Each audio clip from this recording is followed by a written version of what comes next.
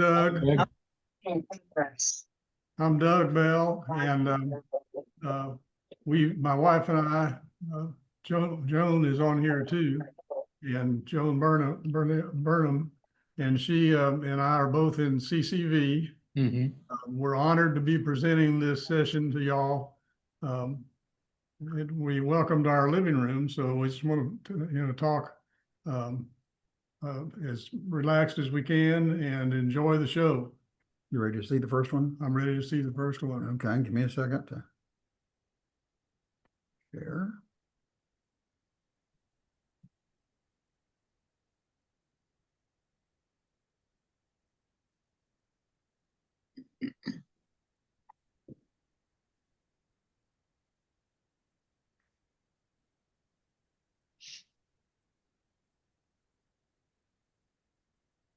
All right.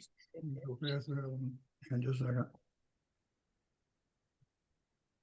Okay, well, there's a picture of me and Joan, just in case y'all haven't met us before, but we've seen a lot of you at CCV meetings. That was taken actually the day after we got married about 4.5 years ago. Yeah. Has it been that long? Yeah, maybe well, yeah. Wow. Wow. Anyway, so today what we're going to talk about is the artwork produced mainly by my mother and some pieces by my father. And their collection is hanging in my house. I've got a lot of their things around. And Joanna noticed that and said, well, why don't you come show them to the whole group? So I said, yeah, that's great. Let's do it. So before I get started, leave that slide up there for a minute. I want to talk about how the little biography about Betty and Doug. Now, Betty Bell is my mother, and Doug Bell is senior, is my father. So when I say Betty and Doug, we're talking about my mom and dad. Now, Betty was from or lived in Oklahoma at the time she decided to go to college. She loved art, and eventually she got a BFA degree from OU. Oh my God, I can't believe she went to OU, but she did. Can't believe that in art department. Yeah, in the art department. Anyway, then my dad went to UT originally because he's from Austin, but about halfway through, he found out that the program for petroleum engineers was better at OU than it was at Texas. So off he went, and there he met my mom. So that's the good news, is he met my mom. After the graduation, then they moved to Houston because that's where the oil business is. So my dad wanted to do geology work. And so that's where they went. Mom did not go to work. Mom was more of a traditional, at that time, traditional wife. And so she actually did not go, except for one short time I'll talk about in a second. Anyway, she did do some teaching when the Humble Company sent the family over to New Orleans.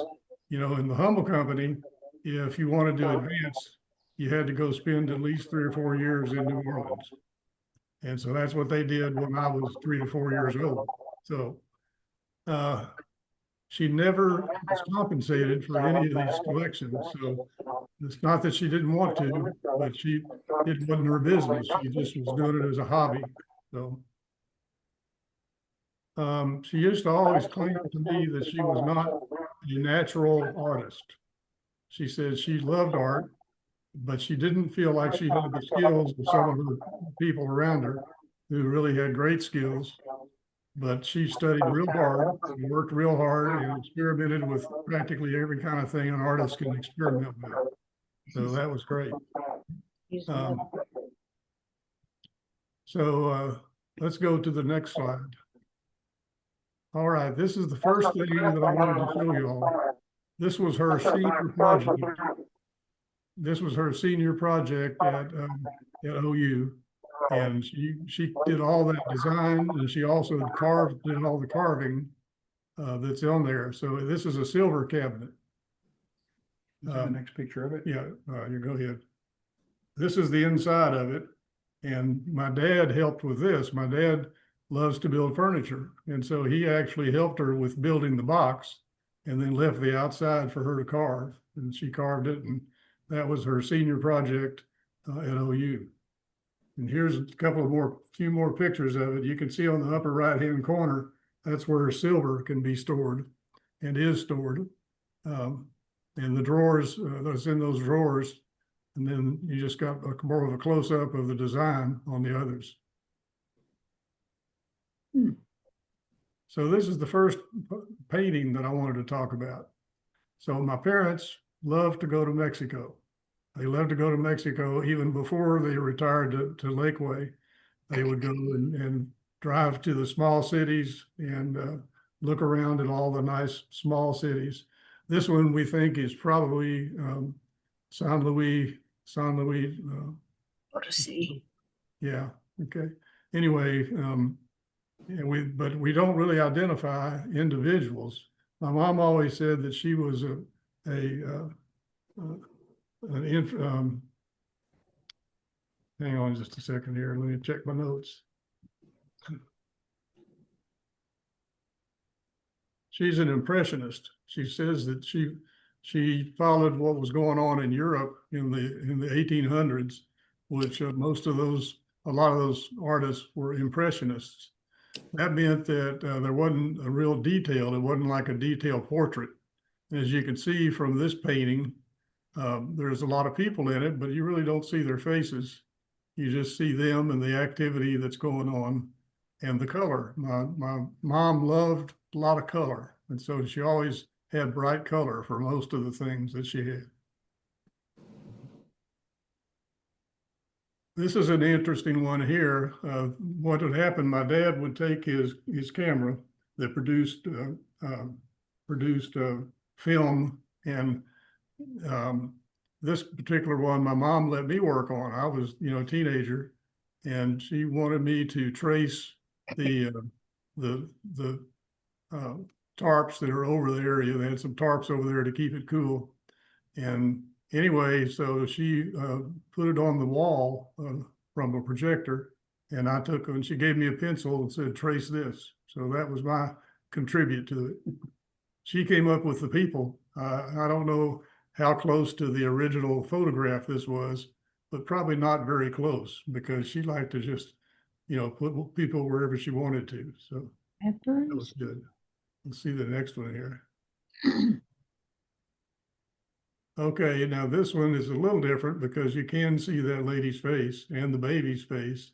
This is a mother and child painting, and she had several mother and child things that she did during her career.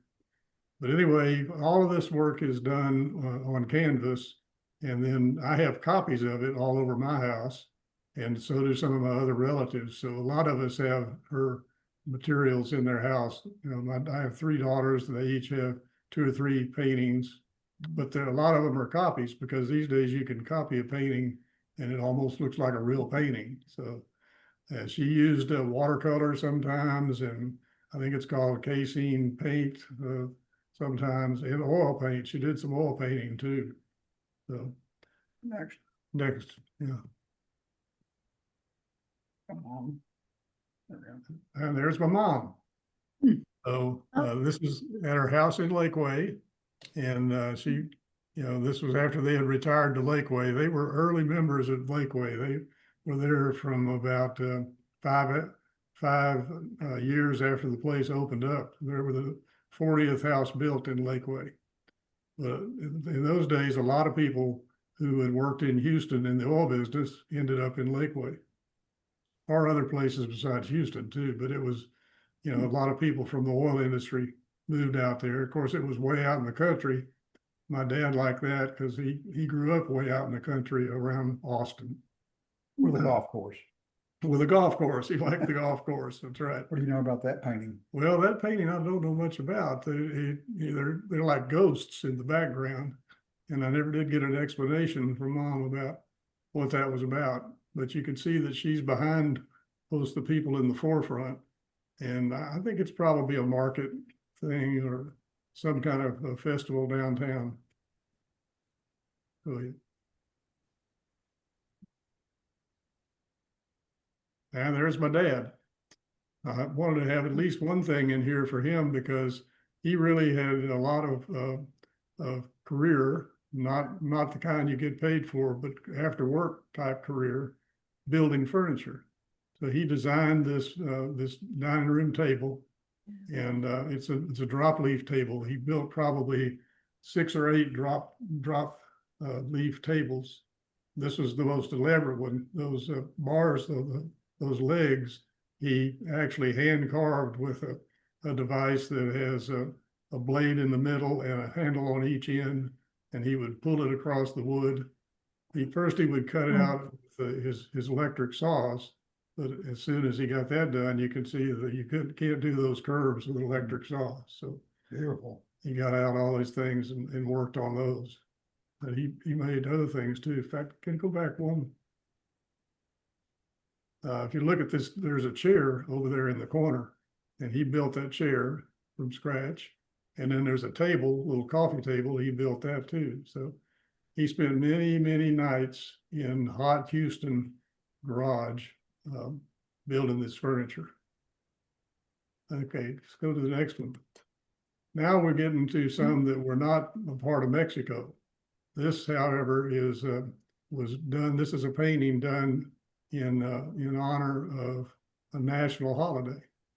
So what I wanted to ask of the group is, looking at what this is, can you tell me what national holiday that represents? Chime in if you know an answer. Thanksgiving, yeah. That's it, Thanksgiving. Yeah, Yeah. it's Thanksgiving. And you can see in the front is the horn of plenty, Oh, which I think is a biblical thing, actually. yeah. But Got corn and pumpkins. yeah, it's got corn and pumpkins and all that kind of thing. And it's bright colors, which is what my mom always did, was bright colors. So that's one that was not part of the Mexico thing, but I guess it had a Mexico influence because of the corn and that stuff. Next up. Now this one is interesting. This also represents a particular national holiday. So let's see if anybody can guess which holiday this is for. 4th of 4th July. of July? 4th of July, that's what she called it. It's the 4th of July. Watermelon and red, white, and blue. Right, red, white, and blue. So although today we now have Juneteenth to celebrate also. So I guess this could be Juneteenth or the 4th of July. The next one. Now this was early in her career. This is in New Orleans, that short time that we spent in New Orleans when I was just an infant. She did teach when she was there, and therefore she needed somebody to take care of the baby, which was me. And these 2 houses are the lady who took care of me lived in these houses. Of course, it's a segregated neighborhood at those times, but these are called shotgun houses. And the reason they're called shotgun houses is that theoretically you could fire a shotgun in the window at one end and it would go all the way through without hitting anything else to out the back. Cross ventilation. What? Somebody have a comment? No. Cross Okay, ventilation. What'd you yeah, say? ventilation, cross Oh. ventilation. Yeah. Right. One thing I like about this picture is the frame. The frame, to me, really sets that picture off quite well. Did your dad make it? No, he didn't. She bought that somewhere. The houses, she was excited to work on the houses because there's a lot of geometry involved to try to make it look realistic. With the so, perspective. yeah. And since she had a son as an engineer and a husband as an engineer and a father as an engineer, she was interested in geometry. Okay, this is a whole new subject. Churches. She did a lot of work for churches, and it was always donated. She never got paid for that. This was for St. Martin's Episcopal Church in Houston. We were members there. And that, if y'all know anything about it today they've got a huge cathedral and another huge area. It's a really big place, but it wasn't back then. This was done in the 70s, in the 50s and early 60s. And what happened was they had an administration building. They didn't have a sanctuary yet. And the priest in charge asked her to do a mural in the long hallway that was in this administrative building. So she did, and he gave her permission to do whatever she wanted to do. She came up with this, which is the Exodus from Egypt of the Jewish people. And so you look at it and you can see on the far right bottom panel, you see people on chariots. I think those are probably people, Romans chasing the people out of town. I'm not sure. But anyway, this was her interpretation. I wished I had it to take a picture again and get rid of that glare in the middle. But as many things happen, many nice things go away when you add new buildings. So Do you that's think what- that mural's still there? no, it doesn't exist. Really? Yeah, they couldn't find anybody to take it. They tried to get me to take it, but what am I gonna do with 30 feet of mural? Now, you can't tell how big it is from there. It's 30 feet long. Well, it's Each each panel? segment is 10 feet. Oh my gosh. So she was down on her knees because it was, right from the floor up about 4 feet. And she spent many hours over there. Wonder how many hours she spent to do that. It was months. You could Months. measure it in months. Yeah, took a long time. So let's go to the next one. Okay, this is a different church. This is one closer to home for all of us. This is at St. Luke's on the Lake. So is anybody here that belongs to St. Luke's on the Lake? Or been to it? Have you been to it? Anybody been out to it? Well, when you get the chance, it's a beautiful view of Lake Travis. Out through the back of the sanctuary, right? It's Right. glass. Yeah, out through the back of the sanctuary is glass, and now it's been doubled in size, so it's a big church. But it's right on 620 near Steiner Ranch, Like the Oasis. or the Oasis. Yeah, the Oasis even better. So, but what she did there was she did these, I think I would call them sculptures. This is Jesus on the cross. And you look at the head, you can see that his head is down because of the pain he's suffering. And there's even, if you get up close enough, you can see the crown of thorns on this one. And when I said she did this, she did not do the welding. She hired a welder, but she did do the design. So there's pieces of wrought iron, there's pieces of reinforcing steel, etc. I say we've lost control for a minute. Oh, okay. That's what happened. It's like, there we go. It is white. And by the way, this rock is because the rock at the background is because this is outside. This is outside of the building. They have an area that was for worship outside when you had nice days. Today, it's also the place where the ashes are kept of the people that have passed away. Anyway, there's Joan, my wife, standing there, so you can see that one. That's a little happier because that's Jesus ascending to heaven, and you can see with his arms up and a little more elaborate dress. So that's a really nice one. This next one is the cross above the altar out in the backyard there.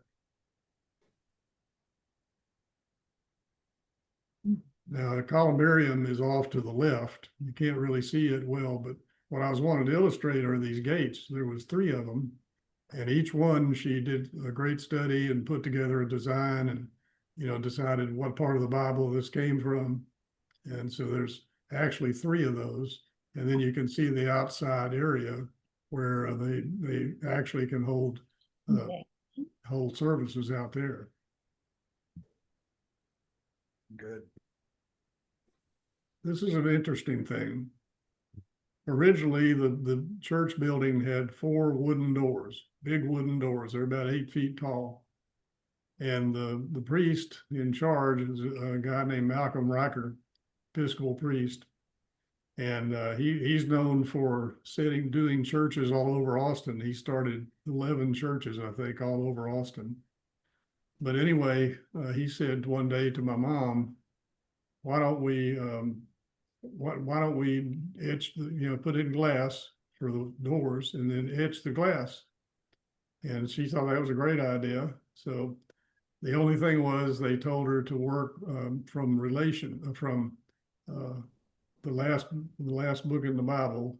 Revelations, yeah. Revelations is what she was supposed to use. So this is actually Matthew, Mark, Luke, and John. She didn't do what they told her. No, that is it. That's from, from the different kinds of animals and so the representative. I'm reaching for a book right here. So this is etched glass that we're seeing. It's etched glass, and we've got this manual here is where I took the picture. This is a picture of a picture, and it's exactly what you see there, but along with some other things in the book. Anyway, they had the 50th anniversary a few years back, and I got the book. That's where I got this picture from.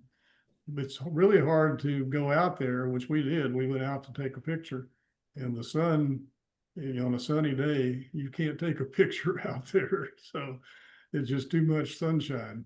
I think it's real interesting. And the book actually has a description of how she came up with all those different people or entities that are in Did she have to get approval or did you just do it? She got his approval, Okay. from the priest. He went over it. I think he encouraged it. It's kind of wild, but that's the way Revelations is. So I missed it. Is this St. Luke's on the Lake? Or where is yeah, it? St. Luke's on the Lake. You've been out there, I guess, Tom? Yes. Yeah. So I asked earlier if anybody in the group here had belonged out there, but nobody did, I don't think. Yeah, I was on a telephone call. Yeah, no problem. All right, well, now we're switching to the last group that I wanted to talk about, and that's sculptures. So Mom wanted to do sculptures, and this one's called Mother and Child. It actually is bronze. We set it in bronze, first carved them out of plaster, and then Where was the foundry she used? actually some friends of hers bought a little stove. What do they call Yeah. that? Anyway, and so they had a great time cooking things. So they did the bronze themselves. Yeah, Wow. yeah. And there's a special kind of oven that they use for Furnace. Yeah, it's a furnace, really, is what it is. So because you got to melt metal. You have an idea how tall it is? It's about 3 feet. Actually, it's smaller than that. It's in the other room. It's about probably 18 inches at the most, and it weighs a ton. You wouldn't just. It's solid. It's not hollow. No, well, it's a little bit hollow, but it's really heavy. It probably weighs 20 pounds. Go to the next one. Now, this is a more modern version of Mother and Child. The child's not born yet in this case, but if you look at the art, it's it's not a detailed kind of art. It's a modern art, I would call it. Said somebody new. So anyway, this is another Mother and Child picture. And there's one. Anybody want to guess who that is?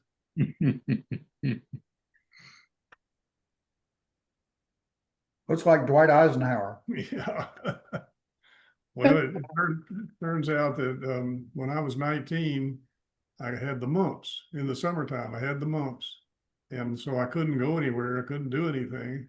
And my mom said, come sit on this stool over here For hours. For hours. I'm going to do a statue of you. So that's it. It worked out pretty good, I think. So this is a modern picture. When I retired recently, and we went to Paris, France, and my coworkers at the engineering company gave me that beret. They said, you're a Longhorn, you need a burnt orange beret. So that's me in my burnt orange beret. And we had interesting experiences going to Paris. It was last April we went. Actually, our son, our Jones son, has put together a whole book about everything we saw and what we did. It's really nice. I just got it yesterday. But anyway, that's what it would look like. Let's go to the last slide. Yep, I need the back. Let's come back. And that's what I really look like. Oh, So I wore that thing every day in Paris, and my son, or my Jones' son, said he was really glad I was wearing that thing because he could always find me at a crowd. So I'm tall, and have that, and nobody wears berets in France. They're hard to find. Yeah, they're hard to find. I saw 2 kids wearing. That was about it. So now I think it's time for questions because that's all I had to show. We'll go back to stop the sharing and get everybody's pictures back. Yeah. View gallery. There we go. Okay, who has questions or comments? I have a You're muted, question, Karen. Claudia. What did your mother use to apply the paint? She had so many areas that showed such interesting textures on her paintings. Did she use just a brush, or did she sometimes use some dabbling, or how did she apply the paint? Well, mostly it was with paint brushes, but she also sometimes would use a knife. Palette knife. A palette knife. Yeah. She used that quite a bit. The ones when she did oil painting, she did that. So, Well, the colors and the textures and the shapes and the depths of those paintings are just incredible. And they really, each of them tell such a wonderful story. right. my mother was also an art student, studied art history, worked at UT, cataloging every bit of art that they own, painted everything, including vegetable portraits. Yeah. And I grew up in an art house and became an artist myself. I'm very impressed, and the humility of saying I'm not really an artist. I believe everybody's an artist. Somehow I believe it's in everybody. Yeah. I'm think that's just true. amazed that she worked in so many mediums, the paint and then the sculpture and the glass etching. She just branched out. Was she loved it. self-taught in some of those mediums, or did she have advanced degrees to study the? No advanced degrees. No. But she did just did a lot of work. She would go to sometimes she would go to classes, art classes. I remember that let's see, what's the famous artist here in Austin? The sculptures. He's got his own sculpture right. garden. Do you know George Berry? No. No. The East name of Austin metal sculptor. Yeah. No, this person Yeah. I'm thinking of. there's a museum. Umlauf? Is it Umlauf that you Yes. think of? Umlauf. Ah, She took drawing lessons from Umlauf in Houston. oh, Okay. my mother did too. Really? Yeah. Yes, she did. He was quite a guy. I feel so many connections to this. I'm just, if I could just be in a room of all of it, I would just sit in a chair and just spin around slowly for hours. Yeah. It was so interesting, and I loved all of it. But I think my favorite were the paintings in Mexico, the early ones she did. Yeah. There's they so were much wonderful. movement. She captured the children sitting in the door thresholds, and just so much beautiful movement walking down the cobblestone streets and the color. Those were just, what do you call them? Street life scenes, I guess. Yes, That every culture has them. Yeah. So there's even other things that I didn't show, but she used to do things with glass cutting and, making different kinds of bowls and that sort of thing with colored glass in them. So Oh, And the woodwork of your father is amazing. Yeah, That woodwork is just, his furniture is one of a kind, I'm sure. oh, absolutely, yeah. Well, and Yeah. that particular table that I showed you, he made for me and my family and we had it for about 30 years, but it now presides in Denver, where my granddaughter went. So we seen it with her. We already, Jones has a table here that we have instead, a round table in our dining room. So that one got distributed that way. And a lot of the other kids, I've got, 9 grandchildren and 3 daughters. And Woohoo! so he had a good place to do. He also liked to make chairs, and sometimes they, every now and then, they would not hold up because his design wasn't quite sturdy enough. Looked So, good, but wasn't sturdy. so I did expect somebody would ask me if I had any of these skills. And Yeah, well, thought how of- about, Do you? no, well, I have did. you tried? Here's what happened when my mother tried to teach me how to paint, and I was not receptive as a teenager. So I never got into that. My dad, I thought when he passed away, I said, I've got to do this. I'd sit with him for hours and hours. And so I actually had 2 projects that I used his equipment for after he passed away. And they worked out pretty good. One was a bed headboard. The other one was a coffee table. One of the ones, what do they call it, where you pick them up on the corner, on the sides and carry them around like a tray. So they worked out okay, but it turns out my skills are more in working with people and, taking care of people, that kind of thing. So I have a little different area, but these are great. There was a niece, the only niece I have, I guess, for the family, became an artist also.